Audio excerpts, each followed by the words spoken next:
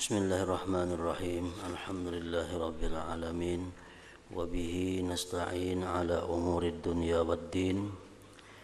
Wassalatu wassalam ala habibillah sayyidina Muhammadinil amin wa ala alihi wa ashabihi wat tabi'in wa man tabi'ahum bi ihsanin ila yaumiddin. Qala al-musannif rahimahullah wa nafa'ana bi ulumihi fid dharain amin. Bahagian kedua, cara-cara meninggalkan maksiat. Jadi sebagaimana kita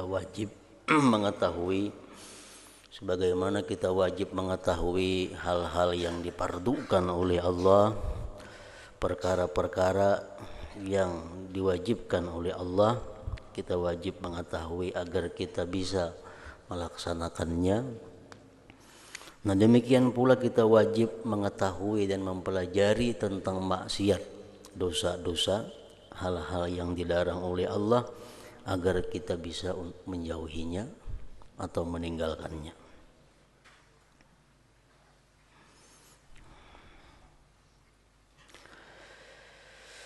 Bagian kedua dari kitab ini, cara-cara meninggalkan maksiat. Ketahuilah hai talib, ketahuilah hai penuntut ilmu,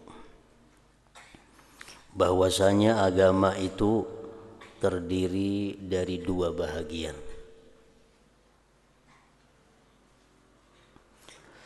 Pertama, meninggalkan maksiat. Kedua, mengerjakan taat. Jadi di sini yang pertama itu meninggalkan maksiat, karena itu lebih penting daripada melakukan taat. Rasulullah sallallahu alaihi wasallam diutus oleh Allah Subhanahu wa taala untuk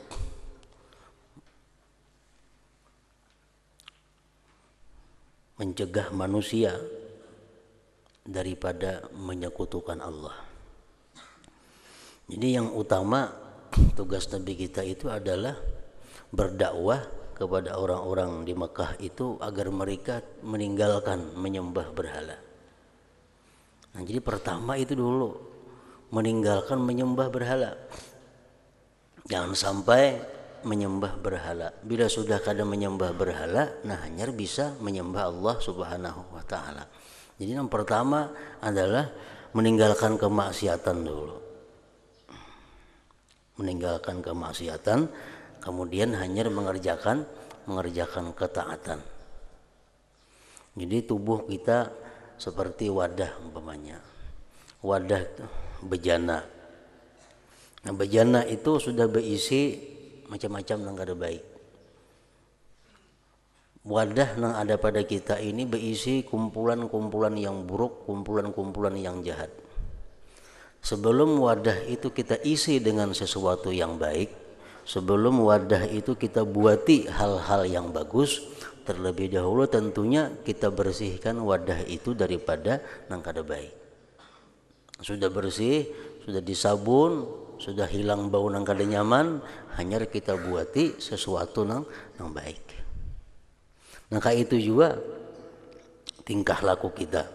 Tinggalkan dulu perbuatan maksiat kepada Allah, membersihkan diri ngarannya, hanya bisa dipakaiani atau diperhiasi dengan taat kepada Allah Subhanahu wa taala. Meninggalkan maksiat adalah lebih berat daripada mengerjakan taat. Sabar daripada berbuat taat, sabar daripada meninggalkan maksiat. Sabar meninggalkan maksiat itu lebih banyak pahalanya daripada sabar melakukan taat. Sabar melakukan taat dapat pahala 300. Sabar meninggalkan maksiat dapat pahala 600. Karena meninggalkan maksiat itu diperlukan kesabaran yang lebih kuat, kesabaran yang lebih mantap daripada melakukan taat. Meninggalkan maksiat adalah lebih berat daripada mengerjakan taat. Karena mengerjakan taat senang dibuat oleh setiap orang, tetapi meninggalkan syahwat maksiat hanya dapat dilaksanakan oleh orang-orang siddiqin. Oleh karena itu Rasulullah sallallahu alaihi wasallam bersabda, "Al-muhajiru man hajarasu wal mujahidu man jahada hawa." Artinya orang yang berhijrah dengan sebenarnya, orang yang benar-benar hijrah, ialah orang yang berhijrah daripada kejahatan, meninggalkan kejahatan. Dan mujahid yang sebenarnya, pejuang yang sebenarnya, ialah orang yang memerangi hawa nafsunya. Hawa nafsu selalu mengarah kepada perbuatan yang dilarang oleh Allah Subhanahu wa ta'ala.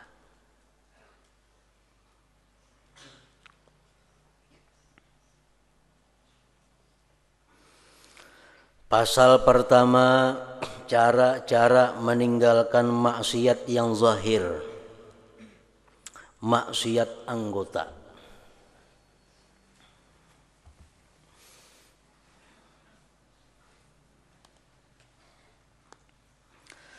Ketahuilah bahwasanya apabila engkau melakukan sesuatu maksiat,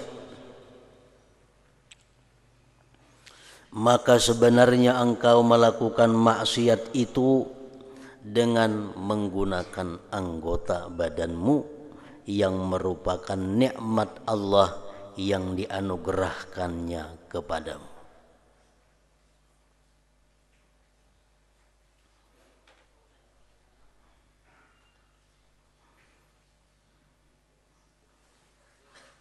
Boleh kita maksiat, silahkan maksiat kepada Allah, hendak minum arak, hendak berbuat zina, hendak berbuat riba, silahkan boleh aja berbuat maksiat itu. Cuma syaratnya jangan menggunakan nikmat Allah, jangan di tempat ampun Allah. Ayo hendak minum arak, ayo hendak berzina, tapi jangan di tempat Allah. Di mana kehendaknya? Amun masih dalam dunia, dunia adalah milik Allah. Jadi boleh kita melakukan maksiat asal yang kita gunakan jangan nikmat Allah. Menggunakan nikmat Allah kepada kemaksiatan itu ngarannya adalah kufur nikmat. Kufur nikmat. Orang yang kufur terhadap nikmat Allah, artinya orang yang menyalahgunakan nikmat Allah, itu azab Allah sangat pedih. Inna azabi lasyadid.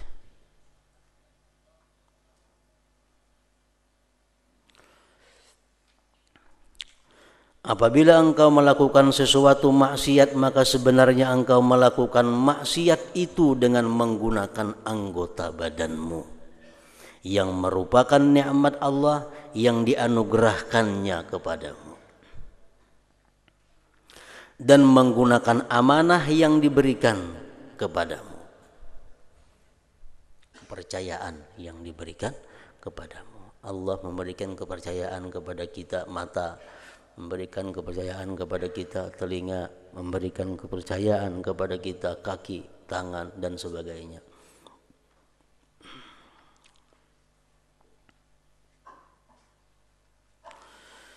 Jadi ketika engkau menggunakan anggotamu untuk melakukan maksiat, bermakna berarti engkau menyalahgunakan nikmat yang dianugerahkan dan mengkhianati terhadap amanah yang diberikan.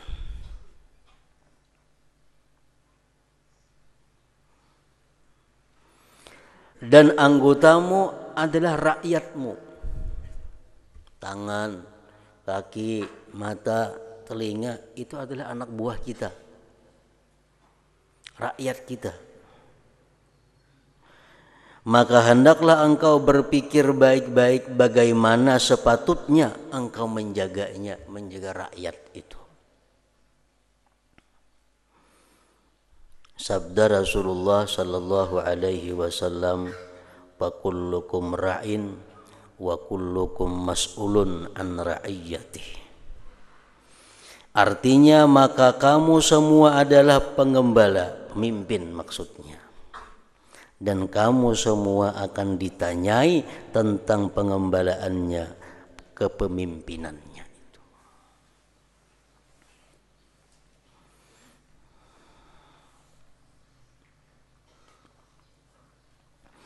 Dan ketahui olehmu bahwasanya semua anggotamu akan bersaksi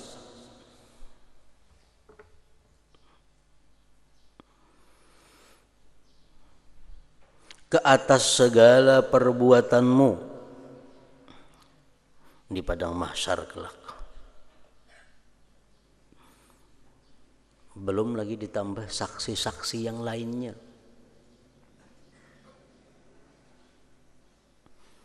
Anggota tubuh kita ini akan bersaksi terhadap apa yang dikerjakannya di dalam dunia, baik itu kejahatan atau kebaikan. Itu yang di dalam awak kita, belum lagi yang di luar-luarnya. Ada orang lain yang melihat kita berbuat kebaikan, ada orang lain yang berbuat kejahatan. Mereka akan bersaksi di hadapan Allah. Bumi nang kita pijak, pakaian nang kita pakai, atap nang menaungi kita, rumah nang semuaan itu akan jadi saksi perbuatan-perbuatan kita dalam dunia ini di hadapan Allah Subhanahu wa taala.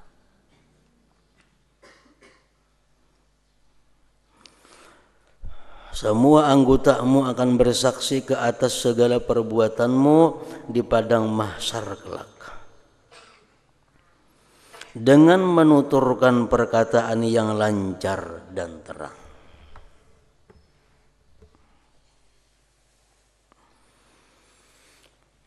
Anggotamu akan mendadahkan,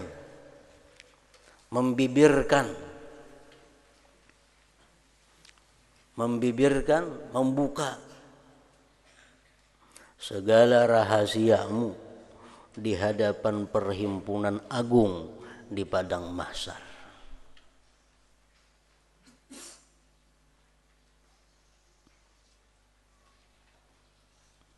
Dan itu sudah tandanya orang yang bakal celaka, bahwa dia akan disidang oleh Allah Subhanahu wa taala di padang mahsyar itu di hadapan khalayak umum. Kita ini misalnya berkumpulan sebanyak orang. Nah, di sidang kita di sini, di tangan orang melihat semuaan, orang mendengar semuaan. Itu alamat orang ini pacang sakit. Nah, kalau alamat orang yang baik itu, dia akan disidang oleh Allah di tempat yang tertutup, nah orang kada melihat. Di padang mahsyar dia disuruh masuk ke satu tempat yang terdinding, orang kada melihat. Nah di situ dia ditanyai oleh Allah Subhanahu wa taala macam-macam pertanyaan. Ini tanda orang yang bakal selamat. Tapi kalau kita disidangkan di hadapan orang banyak, itu alamat atau tanda kita akan menemui kesulitan-kesulitan.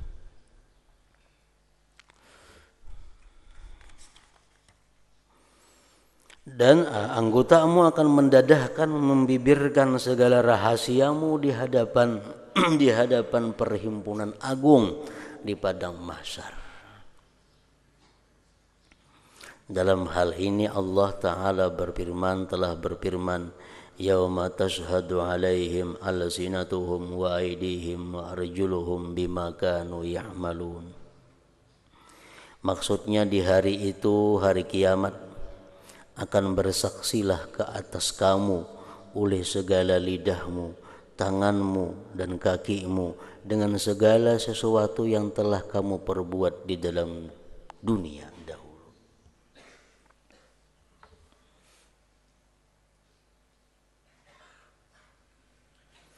Jadi apa yang kita perbuat di dalam dunia ini kada akan hilang begitu saja. Kada akan terhapus dosa-dosa, baik dosa lewat manapun kita melakukan dosa, itu dosa akan tetap ada. Macam suara kita nih, suara kita ini akan terus sampai ke atas. Mungkin hilang di pendengaran kita saat ini, tapi suaranya akan terus sampai ke atas sana. Nah, perbuatan-perbuatan dosa, rekaman-rekaman perbuatan kita itu kada akan hilang, dan hanya bisa dihapus yang maksiatnya dengan istighfar dan tobat kepada Allah Subhanahu wa taala. Selama kita kada istighfar, selama kita kada tobat, maka seluruh rekaman-rekaman perbuatan dosa kita itu akan jelas diperlihatkan Allah di hari kiamat kaina kepada kita. Jadi setiap orang itu mempunyai rekaman dirinya masing-masing. Setiap orang mempunyai rekaman dirinya. Nah, akan diputar rekaman diri kita di hadapan orang banyak. Niyalah ikam, iya. Niyalah ikam berbuat maksiat. Nah, di situ sama ada kayak orang merekam lawan video tuh, ada tanggalnya, ada jamnya, ada semua lengkap data-data yang pernah kita lakukan di dalam dunia ini. Itu dijelaskan dalam Al-Qur'an.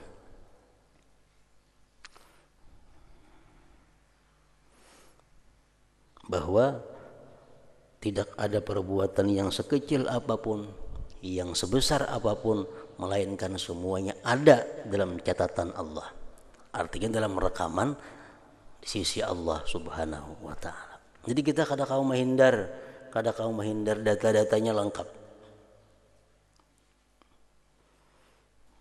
Nah, itu artinya yauma tashhadu alaihim alsinatuhum wa aydihim wa arjuluhum bima kanu ya'malun.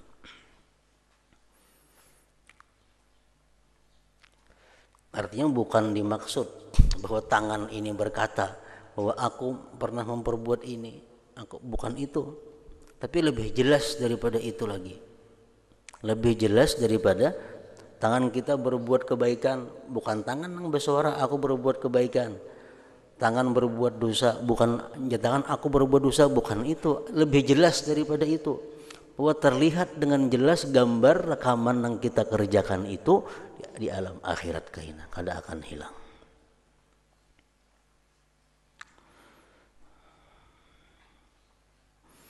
Jadi satu-satunya jalan untuk menghapus perbuatan-perbuatan dosa yang kita lakukan itu kada lain memperbanyak tobat, memperbanyak istighfar, minta ampun kepada Allah Subhanahu wa taala supaya dapat menghapuskan nang kada baik daripada perbuatan kita.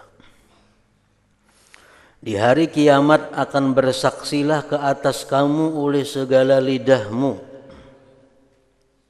tanganmu, dan kakimu dengan segala sesuatu yang telah kamu perbuat di dalam dunia dahulu. Allah berfirman lagi, al-yawma nakhtimu ala afwahihim wa tukallimuna aydihim wa tashhadu arjuluhum bima kanu yaksibun. Maksudnya pada hari ini, hari kiamat, kami akan kunci mulut-mulut mereka. Mulut kita ada berfungsi.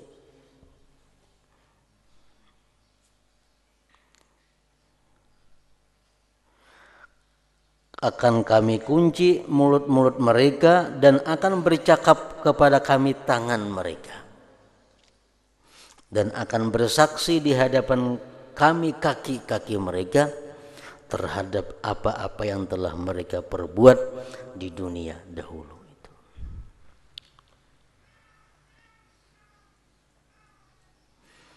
Maka jagalah baik-baik seluruh anggotamu, khususnya anggotamu yang 7,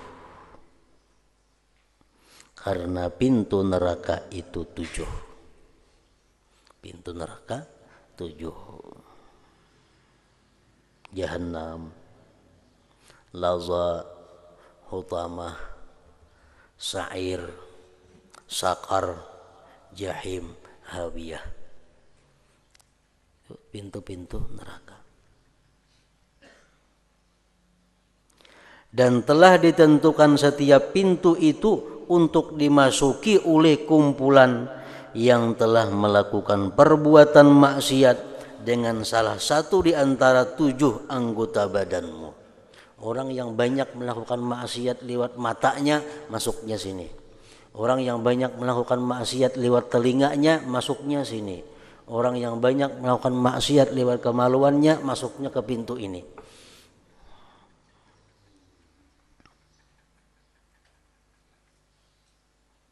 Yaitu mata, telinga, lidah, perut, kemaluan, tangan, dan kaki.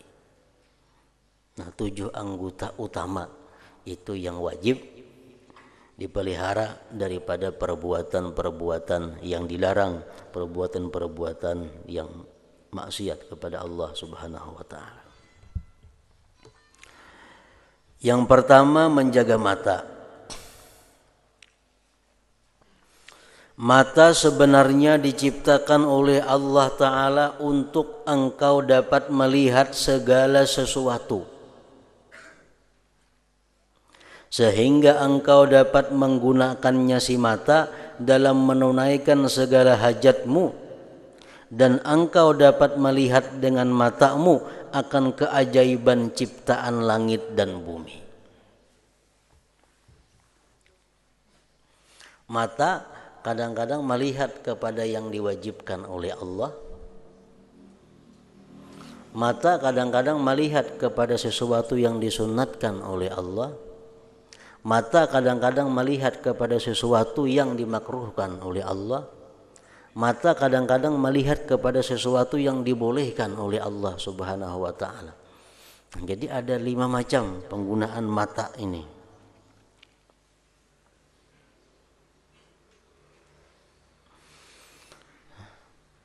Yang kesemuaannya, yang 5 macam penggunaan mata itu akan ada pertanggungjawabannya di sisi Allah Subhanahu wa taala.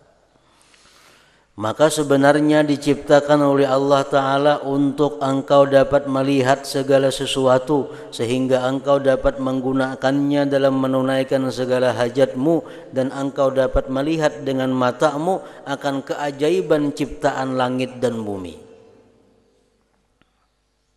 supaya engkau dapat mengambil i'tibar daripadanya. Maka peliharalah matamu dari 4 perkara. Ini 4 perkara yang utama yang dijaga. Walaupun masih banyak lagi hal-hal selain daripada 4 ini yang perlu dijaga mata kita. Cuma 4 perkara ini adalah pokok. Pertama, melihat perempuan yang bukan mahram.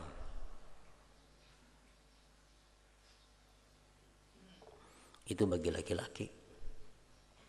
Kalau bagi perempuan tentunya melihat laki-laki yang bukan mahram.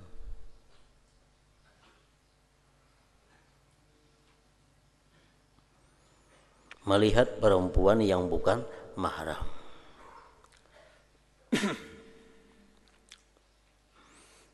Yang kedua, melihat gambar-gambar yang lucah,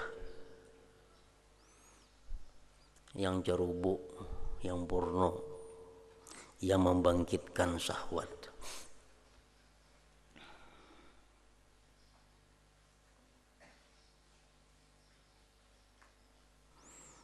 Yang ketiga, melihat orang lain dengan pandangan penghinaan.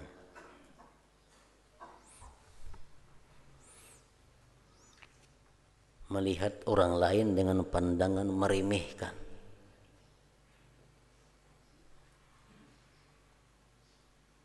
Yang keempat, melihat-lihat keaiban orang lain.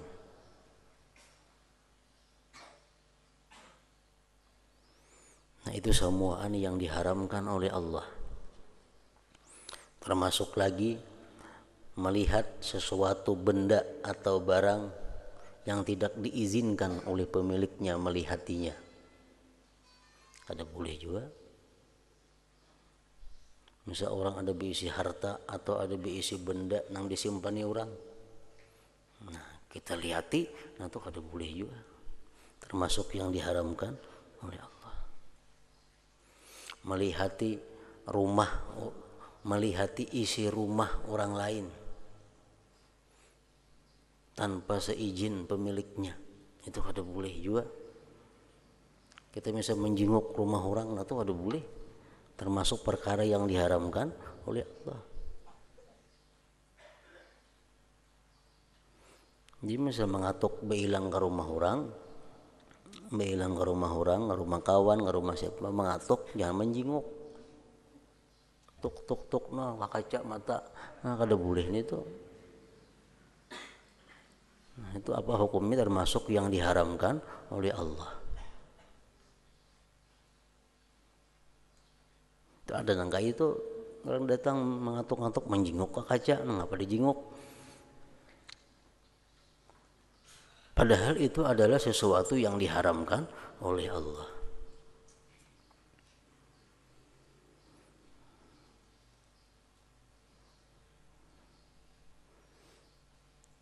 Itu dijadikan salam, dijadikan izin, itu untuk menjaga itu.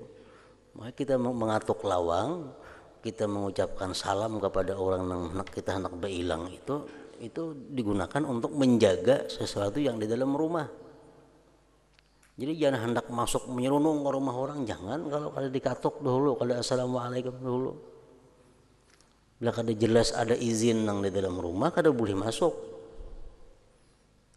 Kecuali pembukaan lawangnya umpamanya, nah itu berarti menyilahkan aja masuk. Lawang orang betutup walaupun kada bakunci, jangan sebuka-buka, kada boleh masuk itu. Kenapa? Karena dalam rumah itu banyak hal-hal yang mungkin haram dilihat oleh orang di luar rumah.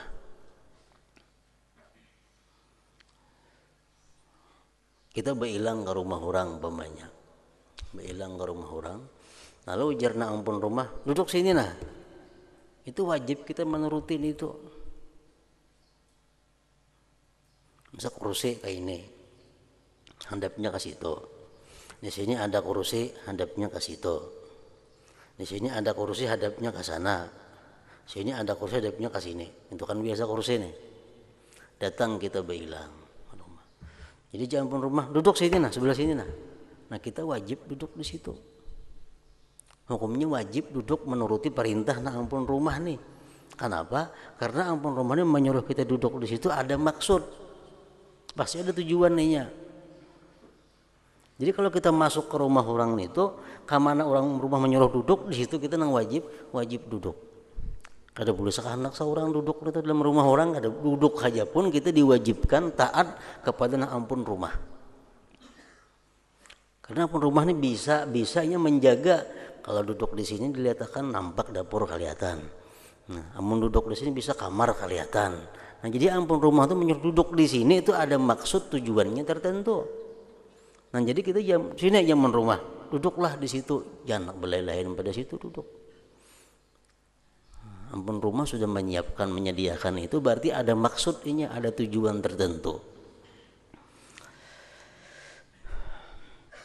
Nah, jadi di sini dalam kitab ini Al-Imam Al-Ghazali membuat bahwa hanya ada 4 dosa mata yang wajib kita menjaganya.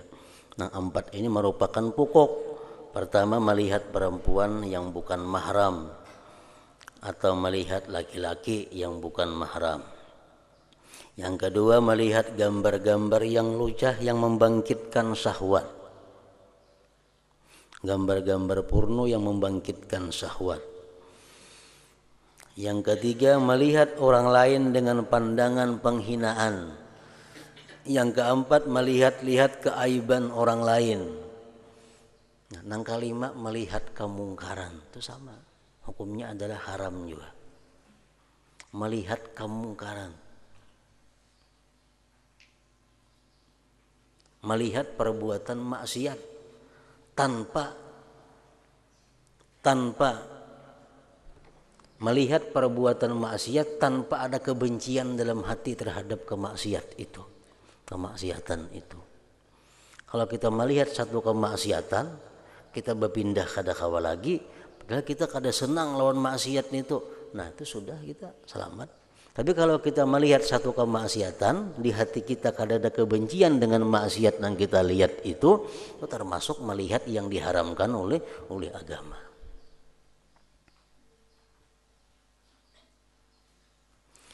Nah, jadi dosa-dosa di mata itu macam-macam.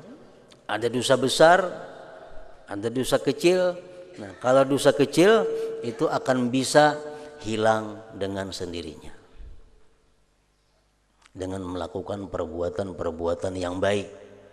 Tapi kalau dosa mata itu dosa yang tergolong besar kayak menghintip akan orang. Nah, misalnya rumah orang diburu, diluangin rumah orang. Nah, mata itu dosa mata tapi dosanya besar. Nah, dosa-dosa yang besar seperti itu kadang akan bisa hilang dengan hanya sekedar melakukan perbuatan baik. Itu mesti perlu tobat yang bujur-bujur, tobat yang sungguh-sungguh kepada Allah Subhanahu wa taala, dan sebelumnya mesti minta halal, minta ampun kepada orang yang dilihati dengan demikian cara tadi. Itu mengganggu kehormatan orang, mengganggu pribadi orang. Al-Imam Al-Ghazali mengatakan dalam kitab Ihya Ulumuddin bahwa perbuatan yang baik akan menghapuskan perbuatan yang jahat, terutama itu dimaksudkan adalah yang sesuai. Terutama yang dimaksudkan yang sesuai dengan perbuatan maksiat itu. Nah, kalau kita menggunakan mata kepada yang diharamkan Allah, kita menggunakan mata kepada hal yang dibenci oleh Allah, cara menghapuskannya itu adalah lewat mata juga. Itu yang utama. Misal mata kita melihat kepada yang diharamkan Allah, nah kita ganti dengan memandang kitab, umpamanya mempelajari hukum-hukum Allah. Nah, kita memandang kepada kitab yang isinya ilmu tentang hukum-hukum Allah, itu akan banyak menebus dosa-dosa di mata, terutama dosa-dosa yang kecil tadi.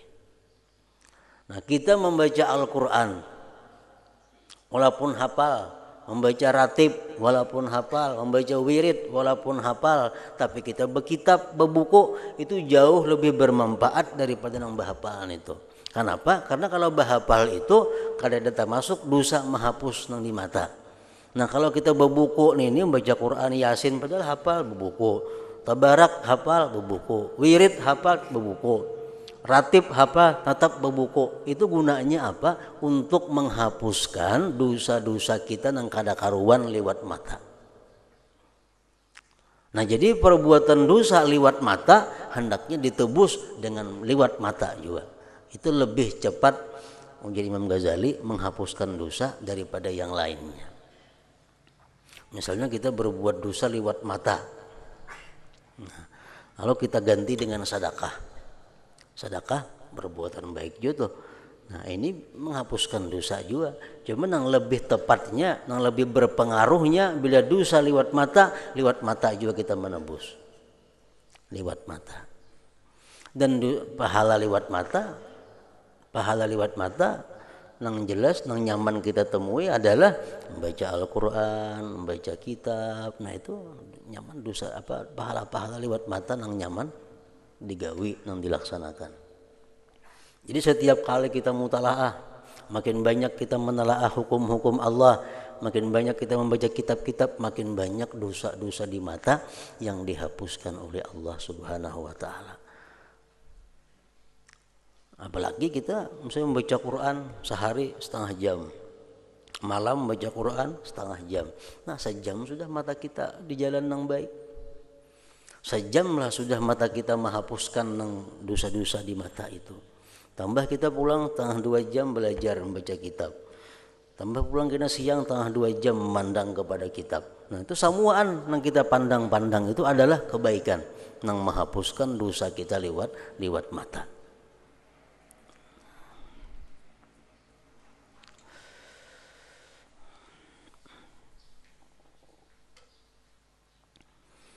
Melihat-lihat keaiban orang lain. mencari keaiban, lihat keaiban orang lain. Artinya orang lain tuh kada katuju nih tuh diitihi. Misal di awaknya ada bakunat, di awaknya ada begetalan, nya kada katuju diitihi. Ini dibuka diitihi getalannya itu nanya kada katuju. Nah, itu adalah perbuatan dosa. Melihati sesuatu nang aib orang, nang inya kada katuju orang lain melihat itu. Kita melihati, kita maintip, nah itu nang kada boleh. Itu perbuatan dosa liwat mata juga. Nah, jadi di sini Imam Ghazali cuma menyampaikan 4 pokok tentang dosa-dosa mata, padahal lebih daripada 4 itu. Nah, ke situ dulu yang keempat. Yang kedua, daripada anggota yang wajib dijaga daripada maksiat adalah telinga.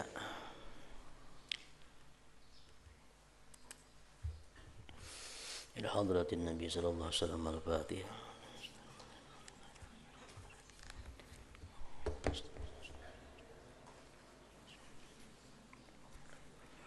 Bismillahirrahmanirrahim. Alhamdulillah rabbil alamin wa salli wa sallim ala sayyidina Muhammad wa alihi wa sahbihi ajma'in. Allahumma ighfir lana ma akhtana wa ma ta'ammadna wa ma asrarna wa ma alanna wa ma asrafna wa ma anta alam bihi minna. Antal muqaddim wa antal muakhir, la ilaha illa anta.